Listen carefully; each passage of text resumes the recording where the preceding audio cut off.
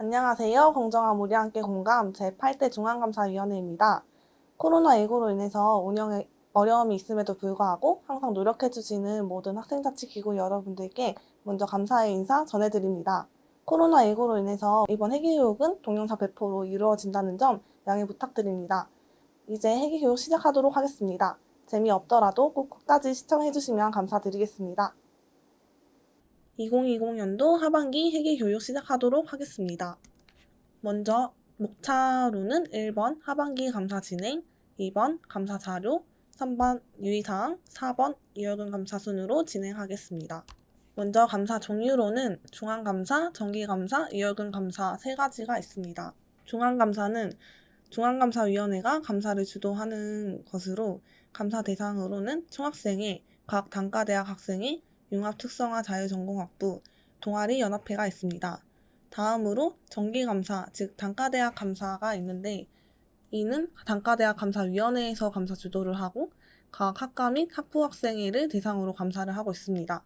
마지막으로 이월금 감사는 중앙감사위원회가 주도하고 있고 총학생회, 각 단과대학 학생회, 융합특성화 자유전공학부, 동아리연합회, 각 학과 및 학부학생회를 대상으로 하고 있습니다. 좀 더 구체적으로 말씀을 드리자면 중앙감사는 상반기, 하반기 감사를 나누어서 진행을 하기 때문에 하반기 감사는 매년 11월 첫 번째 월요일에 시행할 예정입니다. 이에 2020 학년도 하반기 중앙감사는 11월 2일로 예정되어 있습니다. 중앙감사는 매 정기감사 시행일로부터 31일간 시행하고 있습니다. 다음 정기감사는 단과대학 감사로 중앙감사위원회로부터 독립된 자율성 일부를 인정받는 단과대학 감사위원회가 해당 단과대학 소속된 학과를 대상으로 시행하고 있습니다. 단과대학 감사위원장은 중감위원 중 소속 단과미에 후보로 선출이 되어서 단과대학 운영위원회에서 인준을 통해 선출을 하여 업무를 집행하고 있습니다. 단과대학 학생회에서 제정된 단과대학 감사 시행세칙을 준수하여 시행을 하고 있지만 징계사항 같은 경우에는 중앙감사위원회 감사 시행세칙을 준수하여서 시행하고 있습니다. 마지막으로 이월금 감사란 하반기 정기감사 이후부터 다음 연도 학생회에게 돈을 이월하는 기간 동안에 감사의 사각지대를 막기 위한 취지로 시행하고 있습니다. 감사 대상은 총학생회, 각 단과대학 학생회, 동아리연합회, 융합특성화 자유전공학부, 각 학과 및 학부학생회, 기타 학생회에 준하는 단체로 즉 2020학년도 학생자치기구를 말씀드리고 있습니다. 학생회비란 신입생 학생회비 더하기 전년도 이월금을 합한 금액인데요. 이번에 코로나19로 인해서 신입생 학생회비를 환불을 해주시는 단위가 많다고 들었습니다. 이에 신입생 학생회비 환불을 해주신 경우 여기서 말하는 신입생 학생회비에서 그 환불금만큼 제외한 후 전년도 이월금을 더한 금액으로 학생회비로 생각해주시면 됩니다. 다음 감사 시행 과정에 대해서 말씀드리겠습니다. 처음 정기감사 계획을 공고한 다음 감사 자료를 수집하고 이에 감사 자료 검토 및 대면 질의를 진행합니다. 다음으로 징계내역서를 발송드리고 이에 대한 추가 자료 제출을 하신 다음 결과 보고서가 통보가 되고 이에 대한 이의제기 및 재감사를 진행을 하고 결과 보고서 공고 및 징계 처분이 들어가게 됩니다. 여기서 징계내역서와 추가 자료 제출은 이해로 통일하도록 하고 있습니다. 기초 자료에는 학생예치, 집행부원 명부, 예결사안, 현금 출납부, 예금거래 실적증명서, 해당 통장의 카드 사본, 통장 정보가 나와 있는 면에 사본이 있습니다. 학생예치과 집행부원 명부 같은 경우에는 1월에 배포했던 양식으로 제출을 해주시면 됩니다. 또한 시정공고의 기준이 복잡하기 때문에 이 점 유의해주시면 될 것 같고 예금거래 실적증명서 조회기간에 유의해주시면 될 것 같습니다. 기초자료 처음으로는 예산안이 있습니다. 예산안은 학생회비가 지출될 부분을 예상하고 수입과 지출에 대한 예상 금액을 책정하는 계획입니다. 예산 책정에 있어서는 정확한 금액 파악이 어려우므로 전년도 결산을 대조하여서 책정을 해주시면 됩니다. 예산안은 간 항목으로 분류하여 작성을 해주시면 되는데 예산안 작성에 있어서 가장 중요한 요인은 금액 측정에 대한 명확한 산출 근거입니다. 예산안 작성에 있어서 간악 목번호 순서대로 잘 올바르게 작성이 돼 있는지 확인해 주시면 되고, 전대 결산액을 바탕으로 작성을 했는지, 산출기초를 바탕으로 작성을 했는지, 그리고 증감액 같은 경우 현대 기준, 즉 예산액에서 전대 결산액을 뺀 금액으로 작성을 하셨는지 확인을 해주시면 됩니다. 또한 결산액, 예산액, 증감액 모두 합계를 다 표시를 해주셔야 하며 하나의 값마다 합계를 표시를 해주셔야 합니다. 두 번째로 결산안입니다. 결산안은 모든 금액에 대한 내역을 기재하는 것으로 실제 수입 및 지출을 작성을 해주시면 됩니다. 결산은 예산을 검토하면서 큰 오차가 나지 않는 범위에서 지출할 수 있도록 해주시면 됩니다. 예산안과 달리 결산안은 변동되지 않으며 통장 거래 내역, 즉 예금거래 실적 증명서와 일치하여야 합니다. 결산안은 간 항목으로 분류하여 목 부분에는 한 건에 해당하는 거래 내역을 기록해 주시면 되고, 각 단위의 세칙에 맞도록 집행 후에 공고해 주시면 됩니다. 예산안과 동일하게 간악 목번호 순서대로 올바르게 작성되어 있는지 확인을 해주시면 되고, 아까 말씀드렸듯이 예금거래 실적 증명서에 기재된 금액과 날짜와 다 동일하게 작성이 되어 있는지 확인해 주셔야 합니다. 또한 비고란에는 현금 결제, 수수료, 사비환급, 산출기초를 표시를 해주셔야 되고, 주로 기타 사항이 있을 때 꼭 작성을 해주시면 됩니다. 간합계와 총합계도 필히 기재를 해주셔야 되고, 영수증 같은 경우 하나의 거래는 하나의 목, 하나의 목에는 하나의 영수증이 존재해야 된다는 점 유의 부탁드립니다. 결산안 작성 중에 다수에게 참가비를 거뒀을 경우 동일한 금액끼리 묶어서 하나의 목으로 작성을 해주시면 됩니다. 날짜는 첫 입금일부터 마지막 입금일까지로 명시해 주시면 되고, 비고란에는 금액과 명수 작성을 필수로 해주시면 됩니다.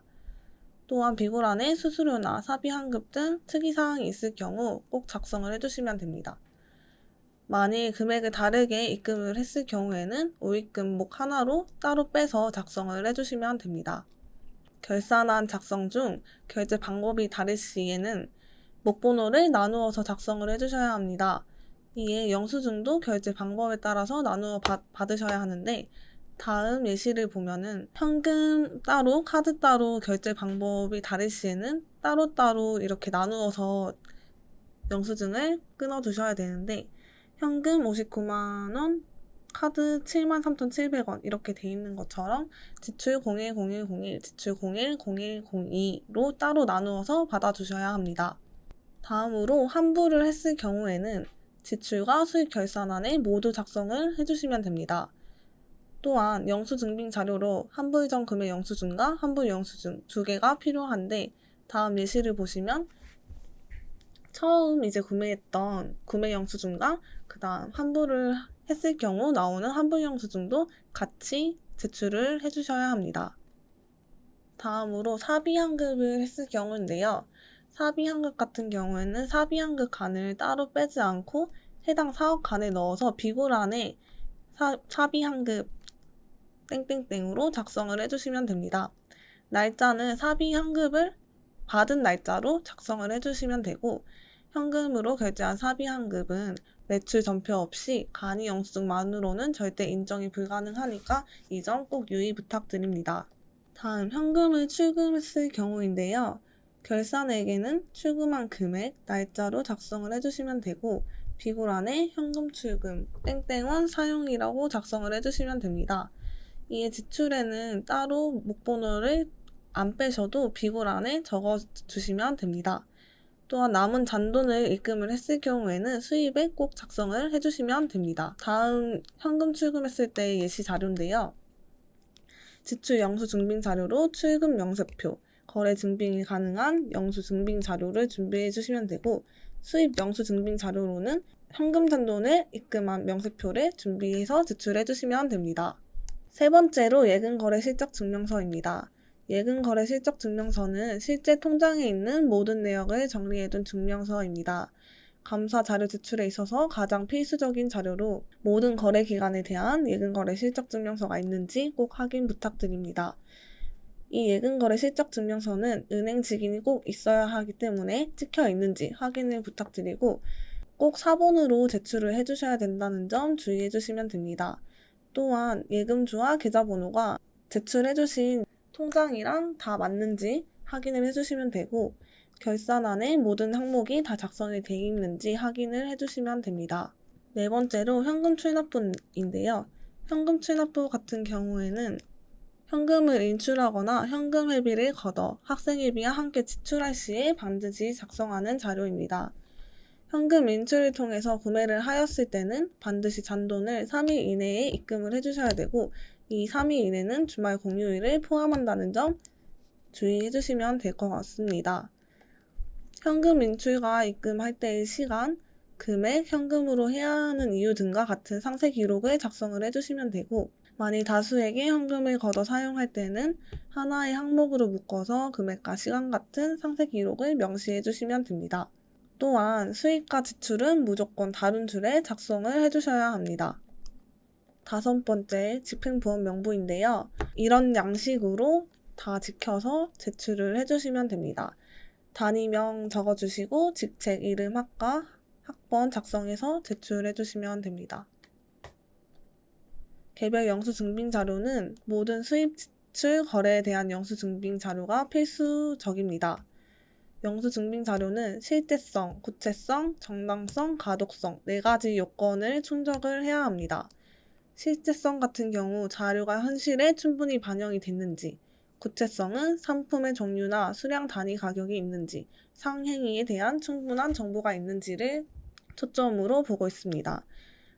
정당성은 상호, 상인명, 상인의 날인이 있는지, 상행위 사실에 대한 보증하는 사람이 있는지, 마지막으로 가독성, 읽기 어려운 글자가 있는지를 보고 있습니다.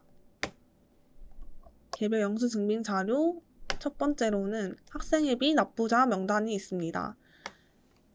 학기 초에 양식을 다 배포해드렸기 때문에 이 양식 그대로 학생회비 납부자 명단을 작성을 해주셔서 제출을 해주시면 됩니다.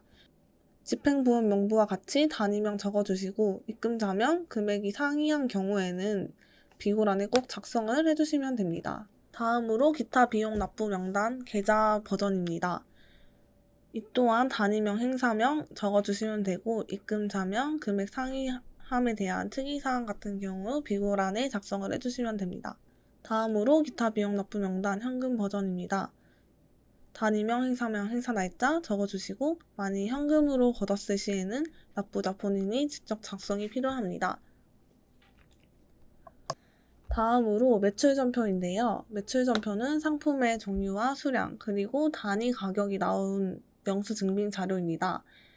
영수증의 기본 조건을 만족하는 가장 기본적인 영수증으로 저희가 인정을 해드리고 있는 영수증입니다. 여기서 사업주, 상호명, 사업자명, 사업주에 대한 정보가 다 있는지 또한 거래일시가 예금 거래 실적 증명서와 일치한지 품목 수량 단가가 다 나와 있는지 결제 정보, 제출한 카드 사본과 정확히 일치한지 확인해 주셔서 제출해 주시면 됩니다. 만일 영수증의 기본 조건이 만족되지 않은 경우가 있는데요. 첫 번째로 구체성이 만족이 안 됐다. 상품의 종류와 수량 단가가 증빙이 안 되셨다면 간이 영수증이나 거래 명세표를 추가로 같이 제출을 해주시면 됩니다. 두 번째로 결제 정보가 나와 있지 않다. 이럴 경우에는 카드 전표를 따로 준비하셔서 제출해 주시면 됩니다.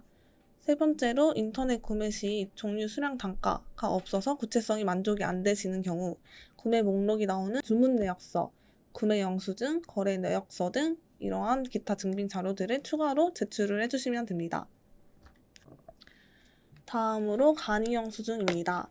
간이 영수증은 매장에서 수기로 발급을 해주는 영수증인데요.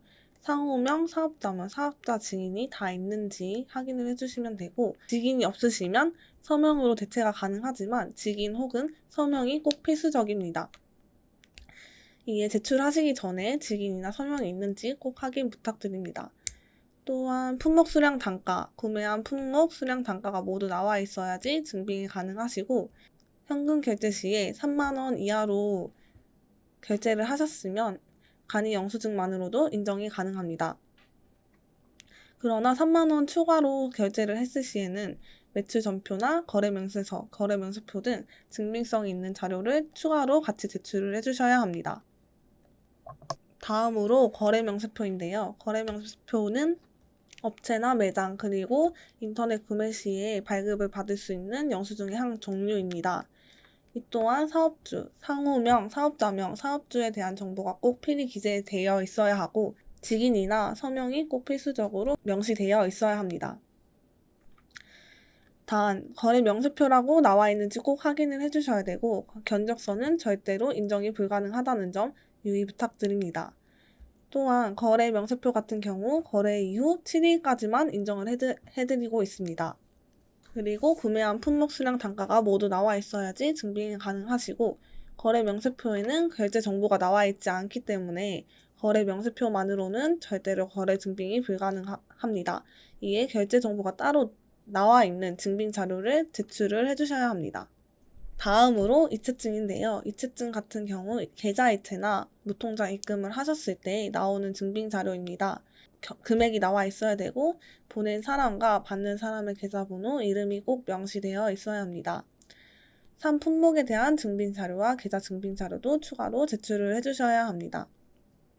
또한 만약 ATM기에서 까먹고 이제 이체증을 발급 못 받으셨다고 해도 이제 은행 가시면 공영 영수증을 뽑아 주시기 때문에 이걸로 대체해서 제출을 해주시면 됩니다.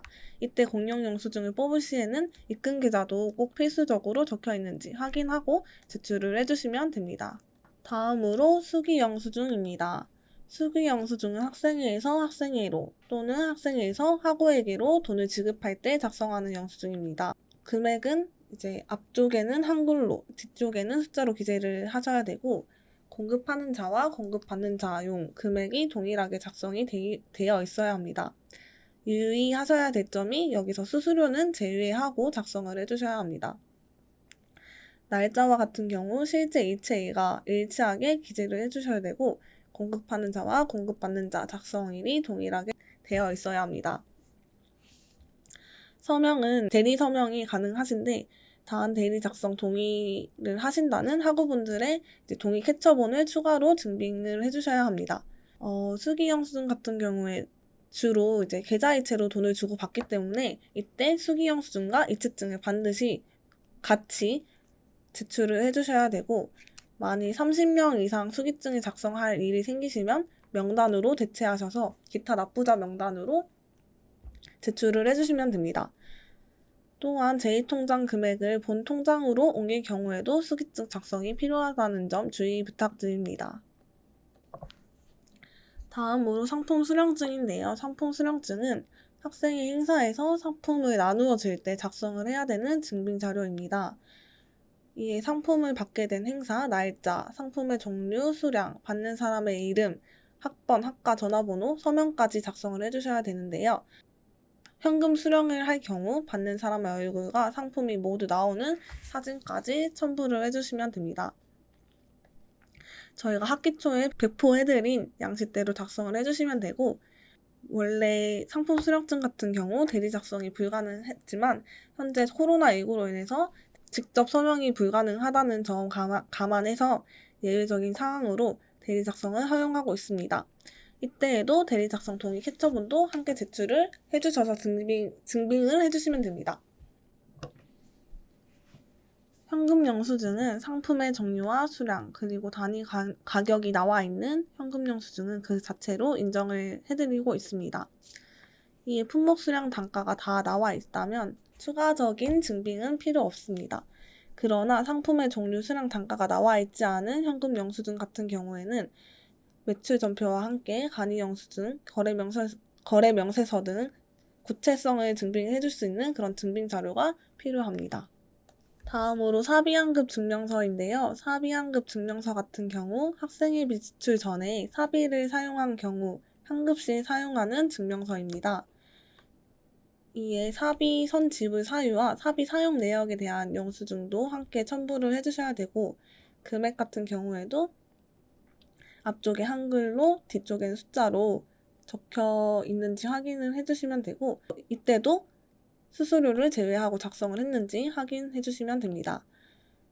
또한 사비 환급 방식에 대한 증빙 자료도 요구되기 때문에 환급을 해준 이체증도 필요한 점 유의 부탁드립니다. 사비 환급 증명서 같은 경우에는 대리 서명이 불가능하기 때문에 이 점 유의 부탁드립니다. 이에 종합적으로 추가로 이제 제출을 함께 해주셔야 되는 증빙 자료로는 주로 계좌이체로 돈을 주고 받기 때문에 이체증이 필요하고, 두 번째 사비로 결제한 영수 증빙 자료, 세 번째 수기증, 네 번째 사비 환급 증명서가 있습니다. 배달 전표인데요. 배달 전표 같은 경우 카드 전표와 배달 전표를 같이 제출하는 경우가 많습니다. 이때 사업주에 대한 정보가 다 나와 있는지, 이제 예금 거래 실적 증명서와 거래 일시가 동일하신지, 품목 수량 단가가 모두 나와 있는지, 그리고 카드 정보, 결제 정보가 다 나와 있는지 확인을 해주시면 되는데, 위 항목 중에 하나라도 없을 시에는 카드 전표와 간이영수증이나 카드 전표와 거래 명세표를 발급을 받으셔서 제출을 해주시면 됩니다. 다음으로 인터넷 구매 시 유의할 점인데요. 현재 코로나19로 인해서 카카오톡 기프티콘이나 택배 배송을 하시는 경우가 많아졌어요.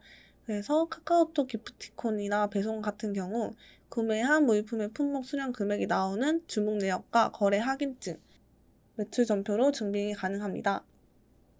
이 옆에 예시로 나와 있는 주문 내역과 거래 확인증으로 제출을 해주시면 되고, 기프티콘도 상품이므로 행사 포스터나 공지사항과 함께 수령증도 함께 제출을 해주셔야 합니다. 카카오톡 기프티콘 관련 수령증도 원래는 대리 작성이 불가능했지만 예외적인 상황으로 인정이 되기 때문에 대리 작성을 허용하고 있습니다. 이때도 대리 작성 동의 캡처본을 함께 제출을 해주시면 됩니다. 다음으로 온라인 사업이나 행사에 대한 경우인데요. 현재 코로나19로 인해서 e스포츠 대회나 온라인을 통한 사업들이 많이 등장하고 있습니다. 상품을 추첨 시 정확한 방법과 추천 과정 자료들에 대해서 이제 추가로 제출을 필요하다고 생각이 듭니다. 이에 행사 참가 인원 명단과 추첨 인원 명단, 그리고 정확한 방법, 어떤 방법으로 추첨했는지, 또한 추첨 과정 자료도 함께 제출을 해주시면 됩니다. 만약에 추첨이 아니라 투표를 했다고 하시면 내부 논의나 학생 자치기구 회의록과 같은 투표 과정 자료를 제출을 해주시면 되고, 추첨을 했을 경우와 동일하게 참가 인원 명단과 추첨 인원 명단도 함께 제출을 해주시면 됩니다. 감사 자료를 준비할 때 모든 납부자 명단은 수입 목번호를 기재해서 수입 목번호 증빙 자료로 제출을 해주시면 됩니다. 또한 학생회비 납부자 명단 같은 경우 입금 자명, 금액 상이함에 대한 이런 특이 사항들은 비고란에 작성을 하신 다음 문자나 카톡 내용을 하신 게 있으시면 같이 첨부를 해주셔야 합니다. 다음으로 감사 자료를 제출을 하실 때 복사본 세부로 제출을 해주시면 되고, 원본 제출은 징계사항이니까 꼭 유의 부탁드립니다. 다음으로 영수증도 목번호를 작성을 해서 꼭 제출을 해주셔야 되는데, 개별 자료에는 꼭 결산한 목번호를 작성해서 정리를 해주셔야 합니다. 꼭 한 장의 자료 목번호 하나를 작성해 주셔야 하는데, 같은 항의 자료가 많다면 하나로 묶어서 정리해서 제출을 해주시면 됩니다. 또한 개별 자료들은 목번호 순으로 정리하시는 게 더 편리하실 거기 때문에 목번호 순으로 정리하는 거를 권장드리고 있고, 자료 제출은 학생회관 216호로 제출을 하시면 됩니다. 단 저희가 항상 상주를 하고 있지 않기 때문에 사전에 연락을 꼭 해주시고 나서 제출을 부탁드리고 있습니다. 또한 대면 질의 같은 경우 학생회장, 부회장, 회계 담당자가 꼭 필참을 해주셔야 되고, 인원 변동이 생길 시에는 6시간 전에 사전 연락을 필수적으로 해주셔야 합니다. 또한 참관인 입회 요청 시에는 대면 질의 전에 꼭 저희한테 알려주셔야 합니다. 다음으로 만일 제2통장을 만들었을 경우에는 예금거래 실적 증명서, 예산안, 결산안, 통장 정보가 나와 있는 면의 사본, 카드 사본, 현금을 사용했을 시에 이제 현금 출납부, 모든 기초 자료를 똑같이 준비해서 제출을 해주시면 됩니다. 다음으로 간식 행사인데요. 간식 행사 진행 시에는 간식 행사 포스터, 공지사항, 그리고 행사 당시 사진으로 수령증을 대체를 했는데, 이번에는 온라인으로 이제 개강을 했기 때문에 예외적으로 기프티콘으로 간식 행사를 진행을 했을 경우 수령증 작성을 꼭 필히 해야 된다는 점 유의해 주시면 될 것 같고, 이때 수령증은 대리 작성이 허용된다는 점 알고 계시면 될 것 같습니다. 다음으로 상품을 수령했을 경우에는 행사 포스터, 공지사항, 그리고 수령사진, 수령증이 필요하신데 만일 수령사진 같은 경우 이제 대면으로 만날 일이 없어서 없으시다면 이거는 생략해 주셔도 될 것 같고 수령증 같은 경우 대리 작성이 가능하기 때문에 동의 캡처본도 함께 제출을 해주시면 됩니다. 다음으로 상금을 수령했을 경우인데요. 이때도 포스터, 공지사항 첨부를 해주시면 되고 수여 사진 이때도 없으시면 생략해 주시면 되고 수기증을 작성을 해서 제출을 해주셔야 합니다. 여기서 수기증은 대리 작성이 가능하시기 때문에 대리 작성 동의 캡처본을 추가로 첨부를 해주시면 됩니다. 다음으로 현금 회비인데요. 만약에 현금 회비를 걷고 나서 학생 회비로 같이 결제를 했을 경우에 회비 납부자 명단, 수입 지출 결산안에 작성을 해주시고 현금출 납부, 기타 영수 증빙 자료 이렇게 준비를 해주시면 됩니다. 현금 회비에서 이어서 현금 결제를 하셨다면 첫 번째로 만약에 사비로 현금을 결제를 하셨으면 이는 간이 영수증만으로는 절대 인정 불가능하다는 점 말씀드리고 3만 원 이하로 결제를 했음에도 이거는 절대로 인정이 불가능해서 매출 전표를 꼭 필수적으로 저희한테 제출을 해주셔야 됩니다. 두 번째로 이제 학생회비에서 현금을 인출해서 결제를 하셨을 경우에는 3만 원 이하로 지출을 했을 때는 간이 영수증만으로 인정이 가능하고 3만 원 초과로 사용을 하셨을 경우에는 매출 전표라든지 거래명세서 등 이런 자료들을 꼭 추가로 첨부를 해주셔야 합니다. 사비 환급을 하셨을 경우에는 사비 사용 후 10일 이내로 다시 사비 환급을 해주셔야 하고 거래명세표 같은 경우에는 실제 거래일 이전에 거래명세표는 저희가 인정을 해드리지 않고 있습니다. 거래 이후에 7일까지만 저희가 인정해드리고 있고 견적서는 절대로 인정이 불가능하다는 점 유의 부탁드립니다. 그러나 거래명세표와는 달리 간이영수증 같은 경우에는 꼭 지출한 날짜로만 인정이 가능하기 때문에 혼동 없이 잘 준비하시길 바라겠습니다. 포인트 적립은 개인 명의로 적립이 절대로 불가능합니다. 인터넷 구매 시에 자동으로 포인트 적립이 될 수 있으므로 꼭 유의 부탁드립니다. 영수증을 받을 때는 다시 한번 포인트 적립이 되어 있지 않은지 미리 확인을 해주시면 될 것 같고 만약에 실수로 포인트 적립이 되었다 했을 경우에는 환불 후에 재결제 처리를 해주시면 됩니다. 개인 명의로 적립이 불가능하지만 학생의 명의, 학생 대표자 개인 명의로 아이디를 개설을 하셔서 적립을 하신다면 이거는 인정을 해드리고 있습니다. 단 이때 포인트 적립에 대한 이제 확인을 해야 하기 때문에 캡처본을 통해서 자료적으로 증빙을 해주시면 됩니다. 다음으로 소득공제입니다. 소득공제는 개인 명의로 절대로 소득공제를 하시면 안 되기 때문에 만약에 현금영수증을 받을 시에는 전화번호는 010-0000-0000이나 010-0000-1234로 이제 소득공제를 번호를 입력을 해주시면 되고 인터넷 구매 시 자동으로 이제 소득공제가 되는 사이트가 있으므로 유의를 해주시면 됩니다. 만약에 사업자 등록번호로 이제 넣고 싶으시면 숭실대의 사업자 등록번호 108-82-00391 이걸로 넣어주시면 됩니다.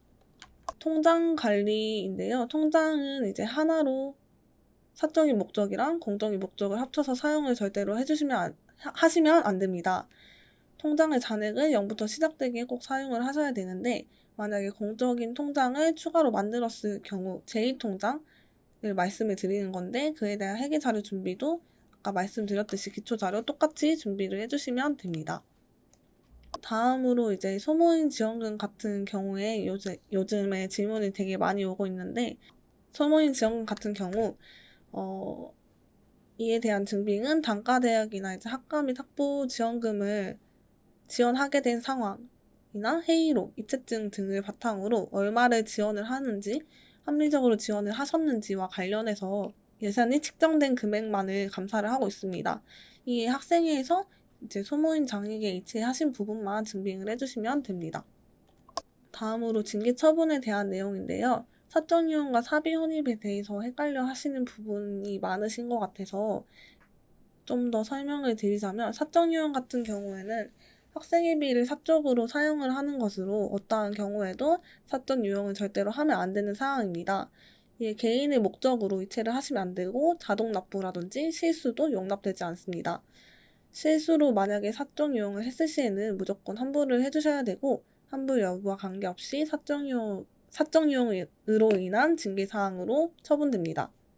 만약에 환불이 불가능할 시에는 사비로 꼭 복구를 해주셔야 되는데 이 경우에 사비 혼입으로 인해서 추가적인 징계사항이 될 수 있습니다. 다음으로 사비 혼입인데요. 사비 혼입은 학생회비 통장에 사비가 들어오는 것입니다. 원칙상 사비 혼입도 절대로 하시면 안 되는데 만일 입금 금액에 오차가 있거나 학우분이 잘못 착각을 해서 오입금이 되었을 경우에는 반드시 확인 이후 즉시 환불 처리를 해주시면 됩니다. 이 학생이 잘못 입금을 했기 때문에 이는 징계사항으로 들어가진 않습니다. 사적 유형에 대해서 인지하고 환불을 하면은 사적 유형만으로 징계 처분이 들어가고 환불된 금액에 대해서는 이제 나갔던 금액이 다시 들어오는 거기 때문에 사비혼입으로 판단을 하지 않습니다. 이게 실수로 사적 유형을 했을 시에는 무조건 환불을 해주셔야 되고 환불이 불가능할 시에는 이제 사비로 복구를 해서 사비 혼입으로 추가적인 징계 사항이 될 수 있다는 점 한 번 더 강조해드리고 가겠습니다. 징계에 대해서 좀 더 말씀을 드리자면 징계 처분은 총 4가지가 있습니다. 수정 요청 같은 경우에는 비징계 조치로 저희가 징계로 판단을 하고 있지 않고 사소한 실수가 있었으나 징계는 하지 않는 처분으로 생각을 해주시면 됩니다. 징계의 첫 번째로는 시정 권고가 있는데 유예 기간 동안 문제를 시정하는 경우 문제 없음을 처분하는 징계입니다. 단 유예 기간 내에 시정하지 못하는 경우에는 주의 처분을 하고 있습니다. 다음으로 주의입니다. 주의 같은 경우에 시정 권고 항목을 유예 기간 내에 시정하지 못한 경우에 처분되는 징계입니다. 시정 여부에 관계없이 시정 권고 10회가 축적되는 경우에는 주의 1회를 받게 됩니다. 다음으로 경고입니다. 경고 같은 경우 주의 처분이 3회 축적되는 경우나 중대한 문제라고 판단되는 경우 처분되는 징계입니다. 마지막으로 피해보상 청구가 있는데요. 이는 부당하게 예산을 사용을 해서 물질적이고 금전적인 피해를 입혔을 경우에 피해액에 대해서 이제 감사 결과가 공고된 날로부터 30일 이내로 이제 변제를 하는 그런 징계 사항입니다. 변경된 징계 처분 사항에 대해서 말씀을 드리자면 시정 권고 면에서 수정된 사항이 있어서 말씀을 드리겠습니다. 작년 이전에 이제 징계 처분으로는 목번호당 시정 권고를 1회로 처분을 해드렸었는데 이번에는 예산안을 제외하고는 결산안에서 만약 시정 권고 처분을 받게 될 때 항목별로 시정 권고를 한 번에 묶어서 처분을 할 예정입니다. 이 목번호 오류로 인한 시정 권고 1회, 날짜 오류로 인한 시정 권고 1회, 보통 이렇게 이전 징계 처분에 따랐으면 만약에 목번호를 3회 오류가 났었는데 결산안에서 목번호 3회 오류가 났다 하면은 목번호 오류로 인한 시정 권고 1회로 그냥 이렇게 묶어서 처분하도록 하겠습니다. 단 결산안 내 미기재는 예금거래 실적증명서와 동일하지 않다는 반증이기 때문에 그대로 이전 징계 처분에 따르도록 하겠습니다. 또한 징계 처분 방식이 변경이 되었는데요. 자료를 제출을 하지 않으시면 이제 그거에 대한 주의나 경고 처분이 나가고 그 다음 추가 자료로서 증빙을 해주시게 되면은 지연 제출로 인해서 한 단계 아래의 징계 처분을 드리도록 하고 있습니다. 이 추가 자료로 징계를 없애는 것이 아니라 징계 수위를 한 단계 낮추는 것이라고 생각을 해주시면 됩니다.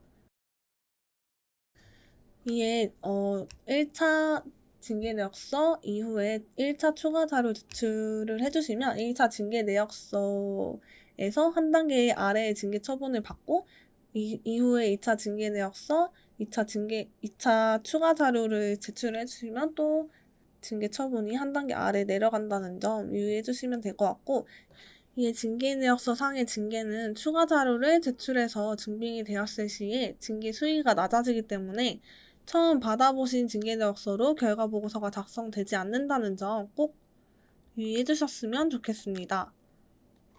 이월금 감사는 제29조 목적에 의거해서 실행이 되는데요. 이월금 감사는 하반기 정기감사 이후부터 2월하는 기간 동안에 감사 공백이 생기는 것을 방지하는 목적으로 합니다. 이에 이월금 감사를 준비하는 대상은 2020 학년도 현재 지금 학생자치기구 분들인 거 꼭 유의 부탁드립니다. 이에 이월금 감사 시행 및 방법은 세칙에 의거해서 이렇게 시행되고 있고 12월 1일부터 12월 31일 6시 이내로 학생회비 이후에 자료를 제출을 해주시면 됩니다. 이때 정기감사나 중앙감사와는 달리 서면 질의가 기본으로 진행되고 있습니다. 또한 제31조 감사 자료 제출에 의거해서 감사 대상은 학생회비 2월에 관한 모든 사항을 완료된 시점으로 48시간 이내 제출을 해주셔야 되는데 만약에 12월 9일 이전에 이월한 학과는 12월 10일까지 자료 제출을 해주시면 되고 9일 이후에 이월한 학과는 이월된 시점으로부터 48시간 이내에 감사 자료를 제출을 해주시면 됩니다. 그러나 이제 12월 1일부터 12월 31일 6시까지 그런 기간 안에서는 2월 시점은 자유인점 유의 부탁드립니다. 다음으로 이월금 유의사항에 대해서 말씀을 드릴 건데 이월금 비율이라든지 운영비 비율, 각 단위 해치기 없을 시에는 상위 단위 해치를 적용을 하고 있습니다.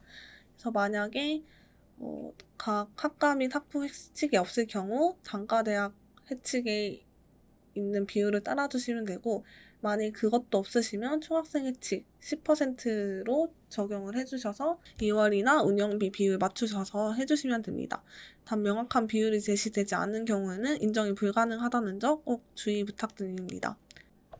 또한 2020 학년도 학생회비 통장 해지를 한 후에 해지 이자까지 꼭 같이 이월을 해주셔야 되고 이월금 감사는 정기감사나 중앙감사와 달리 사본 한 부만 제출을 직접 방문해서 제출해 주시면 됩니다.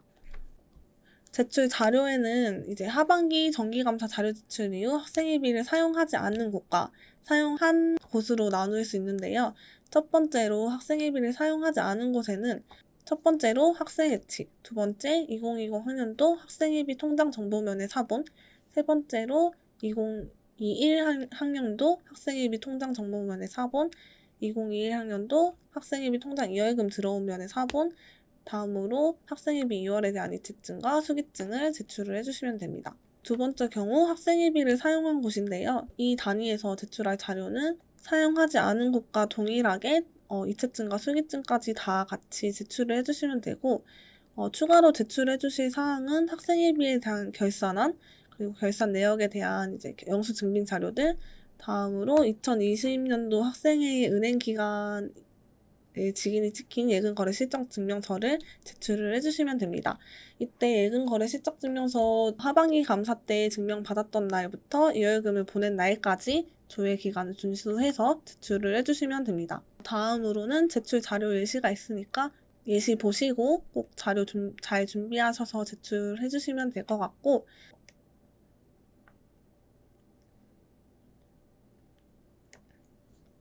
마지막으로 참고하면 좋은 자료로 저희가 이제 만든 자료인데 자주 하는 질문 및 유의사항 그리고 저희 인터넷 구매 시 사이트별 증빙 자료 지금 현재 하고 있는 하반기 회계교육 자료 그리고 줄글로 된 회계교육 자료 이렇게 4가지가 있는데 이런 거는 다 메일로 보내드렸으니까 만약에 없는 단위에서는 저희한테 이제 카톡이나 플러스 친구로 문의를 주시면 저희가 메일로 보내드리도록 하겠습니다. 지금까지 회계교육 쭉 잘 들어주셔서 너무 감사합니다. 지금까지 시청해주셔서 감사합니다. 추가적인 질문이 있으시면 숭실대학교 중앙감사위원회 카카오톡 플러스 친구로 보내주시길 바랍니다. 고생하신 학생자치기구 여러분, 힘든 시기임에도 불구하고 다들 잘 견뎌내시고 힘내시길 바랍니다. 감사합니다.